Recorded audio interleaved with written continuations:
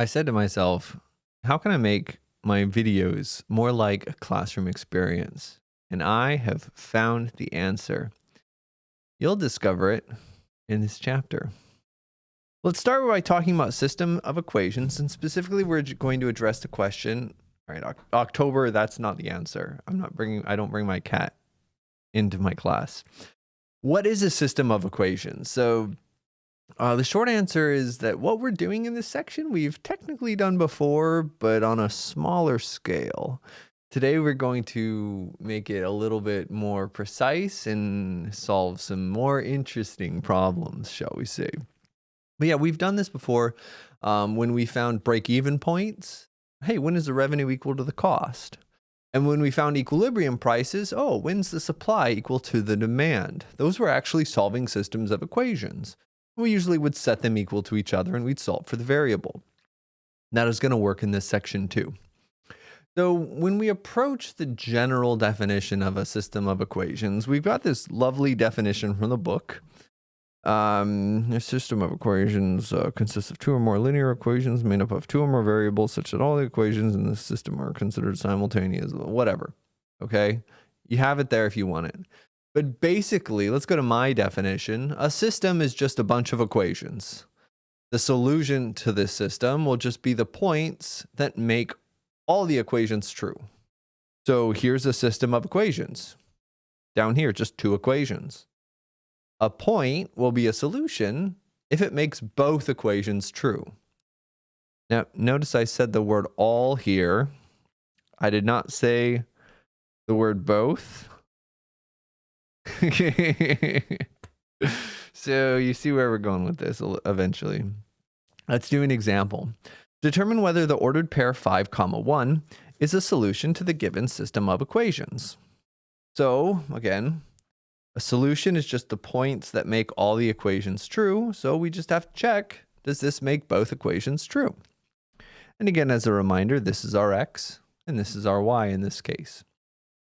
It's not, our variables are not always x and y, but we'll start with simpler situations. So let's check. All right, we'll check the first one. Let's call this number 1, call this number 2.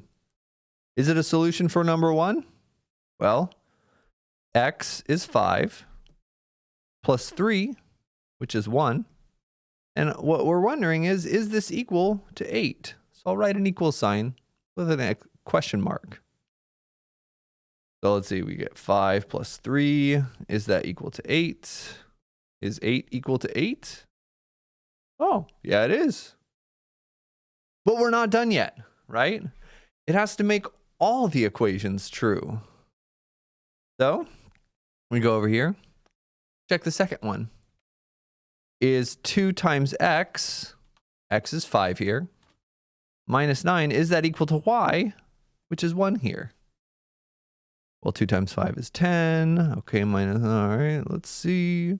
10 minus 9 is 1. Is 1 equal to 1? Yes, it is. And if this were a real class, I'm sure what you would be hearing in the classroom is the crowd goes wild.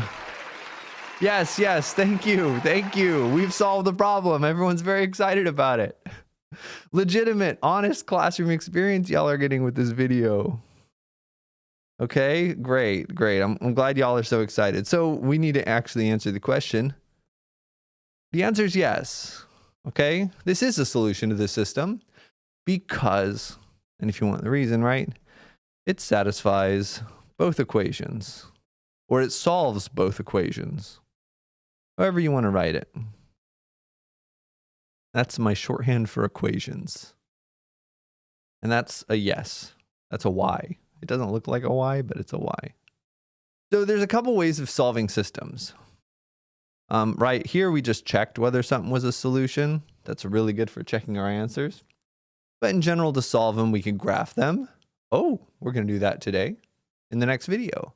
We could substitute. That's usually what we did in the last sections. We could add equations together. That'll be a video after that. And we can use matrices. That's really cool. We're not going to do that though. That's usually what's done in a linear algebra class. And it's really, really good.